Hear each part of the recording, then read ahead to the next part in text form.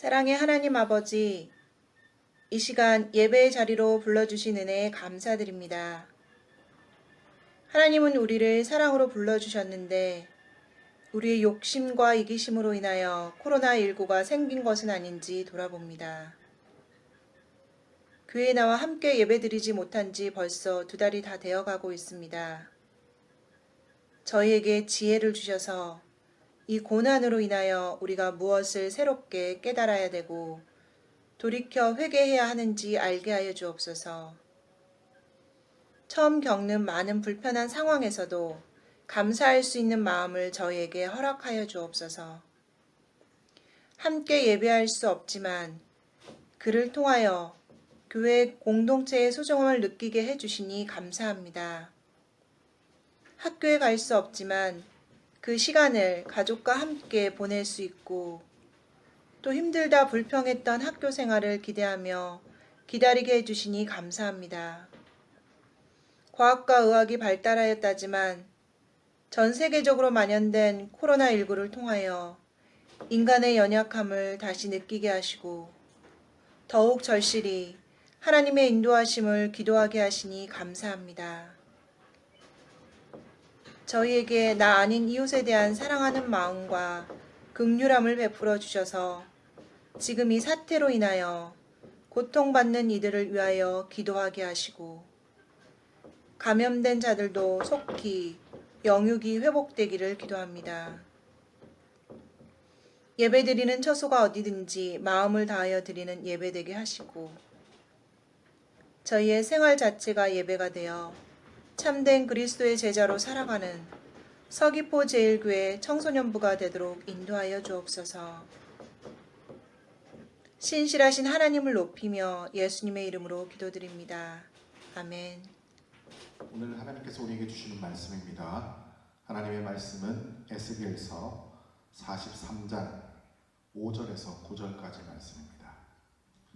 에스겔서 43장 5절에서 9절까지 말씀을 우리 친구들과 함께 같이 소리를 내서 봉독할게요. 에스겔서 43장 5절에서 9절입니다. 영이 나를 들어 데리고 안뜰에 들어가시기로 내가 보니 여호와의 영광이 성전에 가득하더라. 성전에서 내게 하는 말을 내가 듣고 있을 때에 어떤 사람이 내 곁에 서 있더라. 그가 내게 이르시되 인자야, 이는 내 보좌의 처소, 내 발을 두는 처소, 내가 이스라엘 족속 가운데 영원히 있을 곳이라. 이스라엘 족속 곧 그들과 그들의 왕이 음행하며 그 죽은 왕들의 시체로 다시는 내 거룩한 이름을 더럽히지 아니하리라. 그들이 그 문지방을 내 문지방 곁에 두며 그 문설주를 내 문설주 곁에 두어서 그들과 나 사이에 겨우 한 담이 막히게 하였고 또 그 행하는 가증한 일로 내 거룩한 이름을 더럽혔으므로 내가 노하여 멸망시켰거니와 이제는 그들이 그 음란과 그 왕들의 시체를 내게서 멀리 제거하여 버려야 할 것이라. 그리하면 내가 그들 가운데 영원히 살리라. 오늘 이 말씀을 통해 우리 사랑하는 친구들 또 저와 함께 은혜를 나누는 귀한 시간이 되기를 축복합니다. 코로나19가 유행하면서부터 우리의 생활 패턴들이 많이 달라지기 시작했습니다. 점점 더 그런 어떤 변화들이 오기 시작했죠.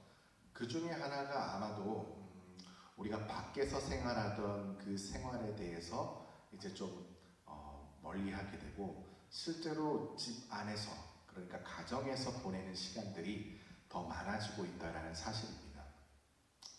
아마 국가에서도 사회적 거리두기라는 이 슬로건을 내걸고 모든 국민들에게 아마 재차적으로 이런 부분들을 계속해서 강조하면서 활동 규제도 그리고 실제로 우리의 현실로 볼 때는 주일 예배, 그러니까 우리 청소년부 예배조차도 드릴 수 없는 굉장히 조심스러워질 만큼 그런 견제가 심해져는 그런 시대 속에 우리가 지금 도래하고 살아가고 있다는 것입니다.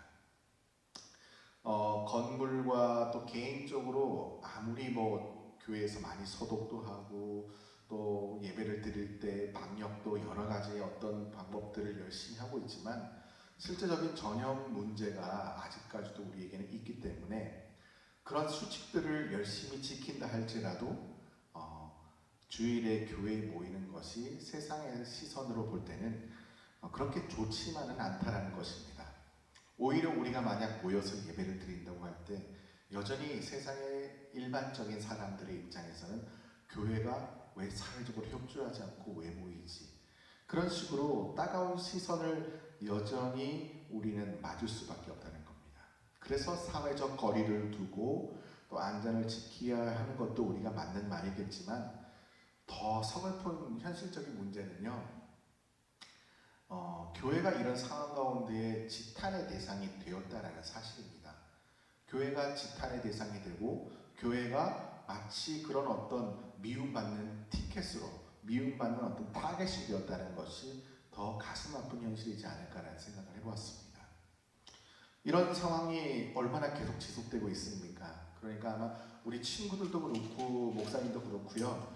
더 마음이 무거워질 수밖에 없는 것 같아요. 실은 이번 주에도 여전히 우리가 예배를 드려야겠다라고 마음을 먹었지만 아무래도 국가에서는 이런 그 앞으로의 한 2주 정도를 조금 더 염두에 두자라는 그런 부분 때문에 모처럼 어쩌면 예배를 드릴 수 있을 것 같아 보였지만 이런 부분들이 제약됨으로써 실은 이 상황 가운데에 어쩌면 교회를 다닌다고 하는 모든 사람들 가운데에 이제는 정말 우리가 어떻게 마음을 지켜야 되고 어떻게 우리가 예배를 임해야 되고 어떻게 우리가 세상 사람들에게 비춰져야 되는지를 이제 말씀을 통해서 우리 스스로가 믿음으로 이겨내야 될 때임을 보게 됩니다. 그래서 오늘 이 말씀을 통해 우리 청소년부 친구들과 또 목사님이 함께 이 코로나19 사태에서 우리가 정말 그리스도인으로서 어떻게 세상 사람들에게 아름답고 멋지게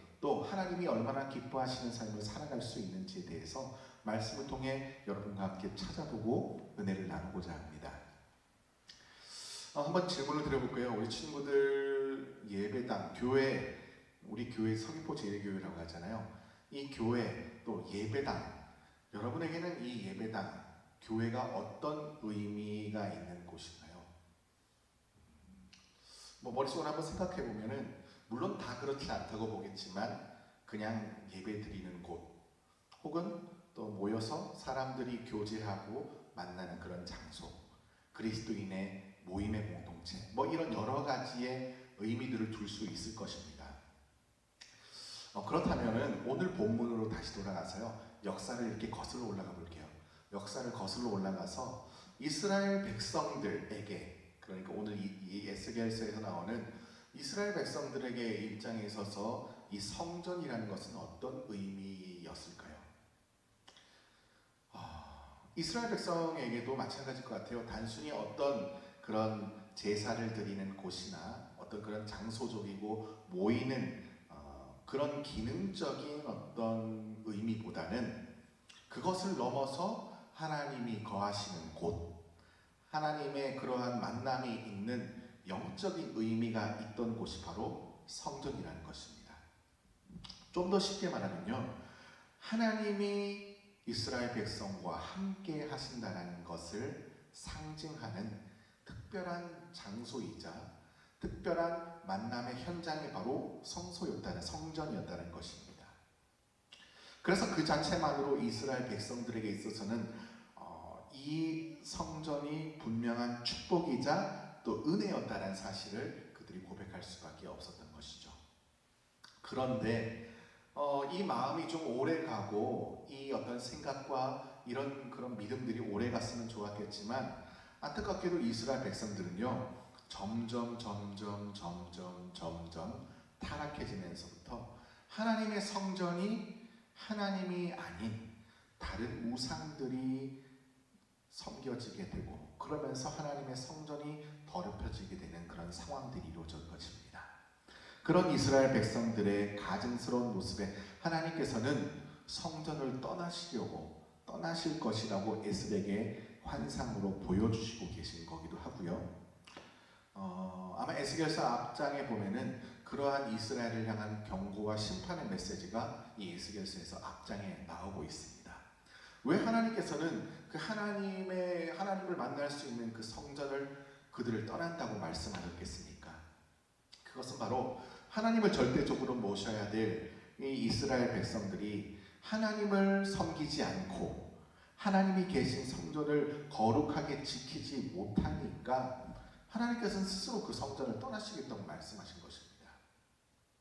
이렇게 이스라엘 백성들의 상징과도 같았던 그러한 성전은 하나님께서 거하시지 않으면서부터 결국 점차적으로 퇴폐하게 되었고 멸망하게 된 것입니다. 오늘 본문에서 에스겔이 본 이 환상은 이전에 하나님의 영광이 떠나시기 전에 그 모습으로 하나님께서 다시 돌아오겠다, 다시 돌아오시는 그 장면을 환상으로 보았던 그 본문의 내용이 바로 오늘 본문의 내용입니다. 오늘 본문 우리 읽었던 말씀 그 전에 나오는 2절 3절 말씀을 같이 한번 봉독해 볼게요. 2절 3절입니다. 이스라엘 하나님의 영광이 동쪽에서부터 오는데 하나님의 음성이 많은 물소리 같고 땅은 그 영광으로 말미암아 빛나니 그 모양이 내가 본 환상 곧 전에 성읍을 멸하러 올 때에 보던 환상 같고 그발 강가에서 보던 환상과도 같기로 내가 곧 얼굴을 땅에 대고 엎드렸더니. 아멘. 에스겔은 환상 가운데에 하나님의 영광이 동쪽에서부터 오게 될 것인데 이것은 하나님이 이전에 성전을 떠나실 때와 떠나시기 전에 그때의 모습과 같은 모습으로 영광 중에 임하게 되실 것이라는 그런 환상을 에스겔이 본 것입니다. 그러면서 그 음성을 이렇게 표현하죠. 많은 물소리 같이 웅장하고 그리고 찬란한 빛이 비추어지고 있다고 이렇게 표현하면서 그 영광은 성전 가운데 가득하게 될 것입니다 라고 이렇게 표현하고 있는 것입니다. 이어서 하나님은 9절에서 말씀을 하시는데요. 9절도 함께 봉독하겠습니다. 이제는 그들이 그 음란과 그 왕들의 시체를 내게서 멀리 제거하여 버려야 할 것이다. 그리하면 내가 그들 가운데에 영원히 살리라. 아멘. 하나님은 어떤 분이신지 실은 이 말씀을 통해 알려주고 계세요. 하나님은 죄를 싫어하시는 분이세요. 죄를 싫어하십니다. 사람을 싫어하시지 않고 죄를 싫어하시는 분이십니다. 7절 8절에서 그러니까 우리가 읽었던 방금 9절의 전인 7절 8절에서 이것을 이렇게 표현하고 계세요. 내 거룩한 이름을 더럽히지 않으면. 하나님의 이름을 더럽히는 것이 뭘까요? 네, 바로 죄입니다. 이런 죄를 하나님께서는 이스라엘 백성들이 빨리 돌이키고 회개하기를 원하셨습니다. 그렇게 거룩한 삶으로 다시 돌아오게 될 때에 하나님께서 약속해 주시는 한 가지가 있습니다. 그것이 뭐냐면 너희 가운데 영원히 거하시겠다. 영원히 살 것이다 라고 이렇게 9절에서 말씀하고 계신 거예요. 사랑하는 여러분, 우리에게 가장 축복이 무엇일까요? 하나님께서 물질적으로 많은 걸 부어주시고 또 하나님께서 우리에게 부족함 없는 생활들을 보장해 주시고 또 건강도 주시고 뭐 이런 것들이 다 축복이라고 말할 수 있겠지만 우리 친구들에게 또 저에게 주시는 가장 큰 축복은 바로 우리가 죄 가운데 있지만 여전히 우리를 기다리시고 우리가 회개하고 하나님 앞에 돌아올 때에 영원히 우리와 함께 하시겠다는 이 약속의 말씀이 우리에게 축복이 되는 줄을 믿습니다. 에스겔 입장에서 생각해 보세요. 이전에 앞장에서 그랬지만 하나님의 영광이 떠나시는 환상을 에스겔이 보았을 때에 에스겔의 심정이 어떻겠습니까? 얼마나 상심이 가득했겠습니까? 그리고 그 사실을 백성들에게 전해야 된다는 그 마음조차도 엄청난 부담감이 있었을 것입니다. 그런데 하나님께서는 성전을 회복시켜 하나님께서 다시 거기에 임하실 것이라는 이 에스겔의 이것을 전하는 에스겔의 마음이 어땠겠습니까? 물론 하나님의 말씀이 그에게 임하셨기 때문에 그는 받는 입장으로서 막 열심히 그것에 집중하고 있었겠지만 그 가슴 벅찬 감동을 에스겔은 아마 사람들에게 빨리 전하고 싶지 않았겠습니까? 그런데 여러분, 중요한 사실이 한 가지 있습니다. 실은 우리가 에스겔이 오늘 본문의 이후에도 나오겠지만 그 에스겔이 환상을 보았던 환상 중에 보았던 성전의 모습이요, 실제로 과연 존재하고 있느냐는 것이죠. 실제로 존재합니까? 이스라엘의 역사를 보면요, 에스겔 본문에 오늘 환상으로 표현된 기록된 것과 같은 성전의 모습은 실제로 존재한 적은 없습니다. 구약시대에 건축되었던 성전을 한번 말씀드리면 세 가지가 있어요. 첫 번째는 솔로몬의 성전이 있고요. 그리고 두 번째는 스룹바벨의 성전이 있습니다. 그리고 마지막으로 헤롯 성전, 이렇게 세 개로 나눌 수 있습니다. 그런데 이 성전들이 실제로는 다 허물어졌다는 것이에요. 솔로몬 성전은 이스라엘 백성이 바벨론의 포로로 끌려올 때에 이미 허물어졌고요. 그리고 훗날에 이 백성들이 다시 예루살렘으로 돌아와서 새로 세운 성전이 바로 스룹바벨 성전입니다. 그리고 그 이후에 헤롯에 의해서 더욱더 웅장하게 지어지는 것이 바로 결국에는 헤롯 성전이었지만 이 모든 것이 다 무너지고 말았다는 사실입니다. 그렇다면 궁금한 점을 우리가 한 가지 제시할 수 있어요. 뭐냐면은 실제로 에스겔의 그 환상 중에 보았었던 이 성전과 구약시대의 성전이 실제로 현재의 모두가 남아있지 않다면요, 그럼 이제 하나님은 어디에 계시냐는 것이죠. 하나님은 분명히 아까 말씀에도 보이셨지만 그 성전 가운데 거하시겠다고 말씀하셨어요. 그런데 지금 실제로 남아있는 성전은 없다는 것입니다. 자, 그럼 하나님께서 거하실 성전이 어떠면 아까 보았던 본문처럼 그들 가운데 내가 영원히 거기서 살리라라고 말씀하셨는데, 이 하나님의 약속이 오늘날 우리 시대에 어떻게 이루어지냐는 것이죠. 오늘 말씀 속에서 우리가 그래서 기억해야 될 한 중요한 포인트가 있는데요. 실제로 구약성전 시대는 존재하지 않고요, 끝이 난 게 사실입니다. 더 이상 이 말은 건물로서의 성전은 이제 남아있지 않다라는 것입니다. 그런데 그러면 성전이 없다면 교회도 성전 아닌가요? 그리고 교회에 더 이상 하나님이 임재하시지 않으신가요? 이렇게 질문하는 친구들도 있을 거예요. 그런데 중요한 것을 우리가 알아야 돼요. 신약 성경을 우리가 그래서 보아야 될 이유가 있습니다. 신약에서는 하나님이 거하실, 하나님이 영원히 살리라고 말씀하신 그 성전을 소개하고 있는 본문이 나와 있습니다. 그 본문을 한번 같이 공독했으면 좋겠는데요. 고린도전서 3장 16절 말씀입니다. 우리 함께 같이 공독하겠습니다. 너희는 너희가 하나님의 성전인 것과 하나님의 성령이 너희 안에 계시는 것을 알지 못하느냐. 자, 이 말씀에서 성전이 어디 있다고 나와 있죠? 저와 여러분이 바로 성령님이 함께 하시는 이 시대 가운데의 성전이라고 말하는 거예요. 그러니까 건물, 어떤 그 특정한 장소, 그런 부분이 아니라 우리 자신들이 바로 성전이라고 말씀하고 있습니다. 신약 시대에 이르러서 오순절의 다락방에서 성령 강림 사건을 시작으로 해서요, 모든 예수를 믿는다고 하는 그리스도 안에 성령님께서 함께 하시겠다고 말씀하셨습니다. 그리고 그들을 성령이 거하는 어디라고요? 성전이라고 칭하게 하셨다는 것입니다.